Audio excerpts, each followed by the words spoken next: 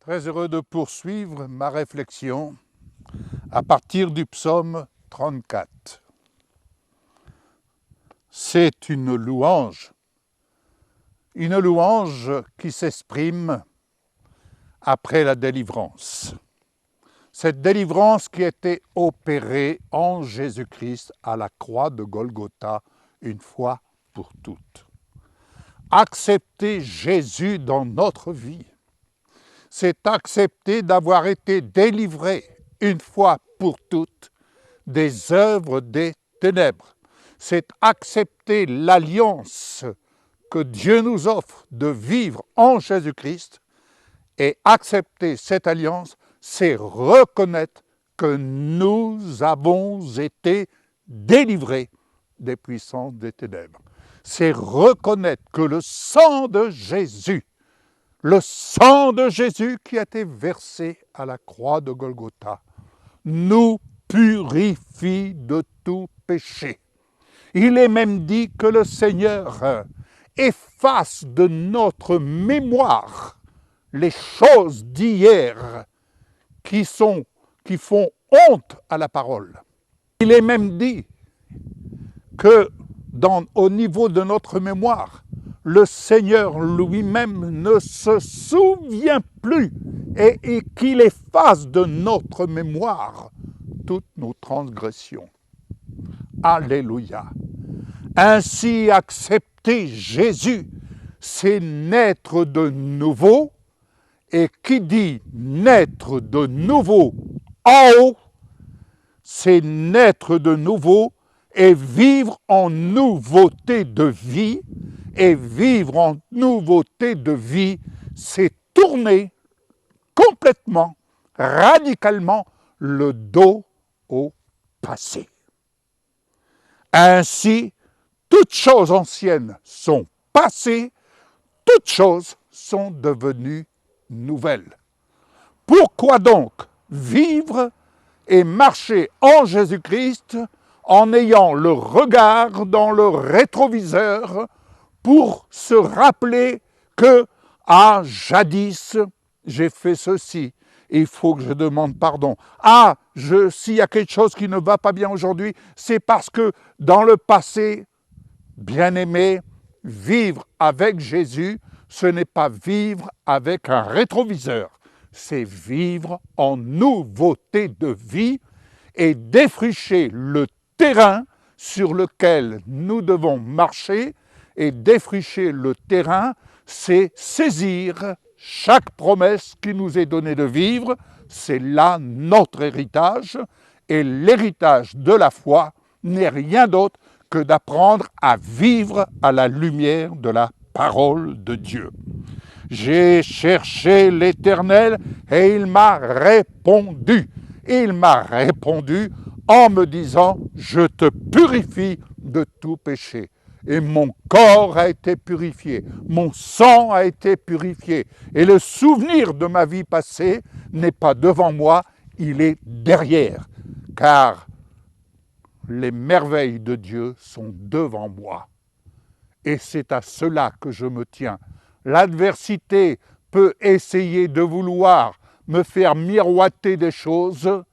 Il sait que mon regard, et il sait que dès lors que vous avez votre regard fixé sur Jésus, il est fixé sur le futur. Il est fixé sur ce qu'il a prévu de vous faire vivre et de vous apprendre à vivre afin que vous meniez une vie de victoire. Alléluia.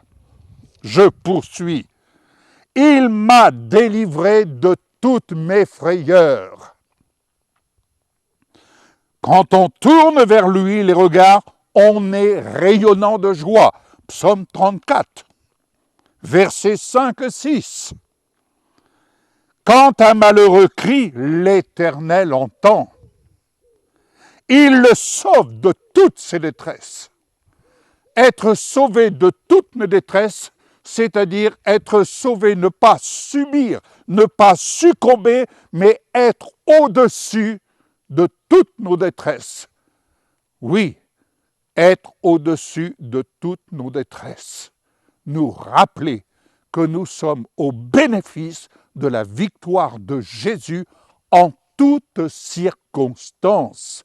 Le chemin de la foi n'est pas un chemin de perdition, c'est un chemin de victoire en victoire, de victoire en victoire, qui se répète chaque jour. Alléluia. L'ange de l'Éternel, tenez, vous rappelez-vous que je parlais de l'ange? L'ange de l'Éternel campe autour de ceux qui le craignent. L'ange de l'Éternel campe autour de toi qui le crains.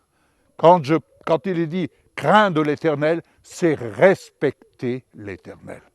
C'est le respecter. C'est avoir du respect pour lui. C'est avoir du respect pour lui, bien-aimé. C'est respecter sa parole. Et respecter sa parole, c'est incliner notre cœur à sa parole et non pas incliner notre cœur devant le problème. On ne fléchit pas le genou devant le problème. On fléchit le genou devant l'œuvre de la délivrance que Jésus a accomplie pour nous à la croix, afin que nous vivions en relation avec lui, en communion avec son alliance, que nous vivions sous le couvert de son amour, de son autorité et de sa volonté qui est bonne, agréable et parfaite. Alléluia. L'ange de l'Éternel campe autour de ceux qui les craignent et il les arrache au danger. Bien-aimés, les religions n'ont jamais sauvé les personnes. Jésus est celui qui sauve. Jésus est celui qui guérit. Jésus est celui qui délivre. Jésus est celui qui nous donne de vivre en nouveauté de vie à la lumière de ses promesses. Alléluia. Et quand on est en relation avec le Seigneur, Dieu donne des ordres à ses anges afin que ceux-là exercent leur ministère en faveur de ceux qui héritent de son salut. Amen, amen, amen. Verset 10.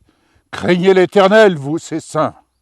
Oui, car rien ne manque à ceux qui le craignent. Et il dit plus loin, mais ceux qui cherchent l'Éternel ne sont privés d'aucun bien.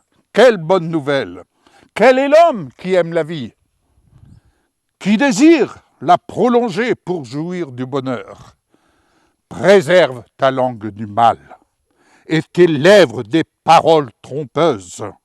Éloigne-toi du mal et fais le bien. Éloigne-toi du mal. Éloigne-toi de ceux qui disent du mal des autres.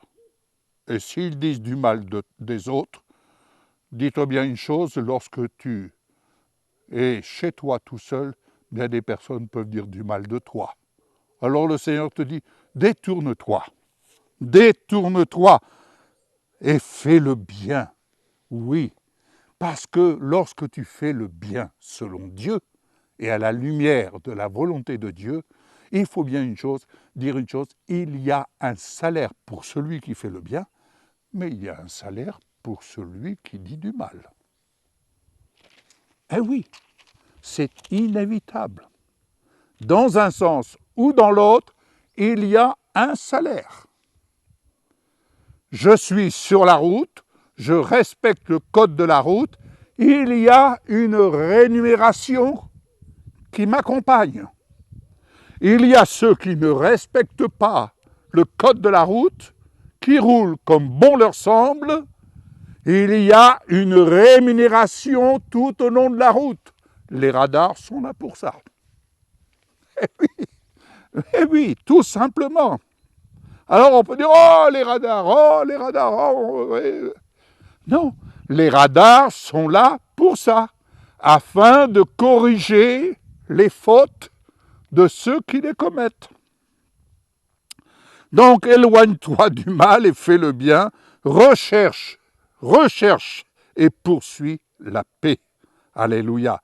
Les yeux de l'Éternel sont sur les justes et ses oreilles sont attentives à leurs cris. Alléluia.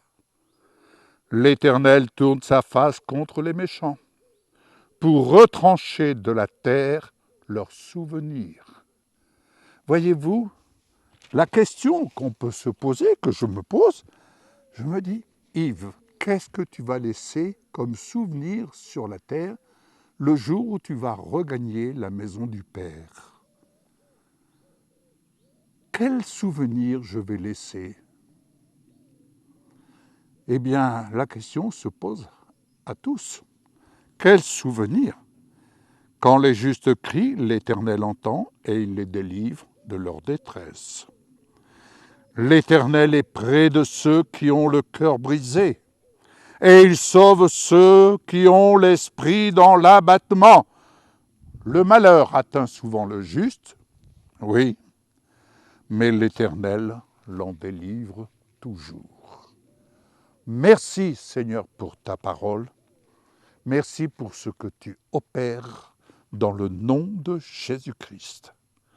Merci pour ta vie miracle qui se déploie dans les familles, dans les foyers, pour amener le cœur des uns et des autres, les amener au pied de la croix, les amener à se repentir le cas échéant, à repenser leur mode de vie, à revoir, Seigneur, la façon dont ils ont de mener leur vie afin vraiment de se soumettre et de soumettre leur esprit à tes désirs, à la lumière de ta parole, car il est aisé de se soumettre à l'amour et à ton amour.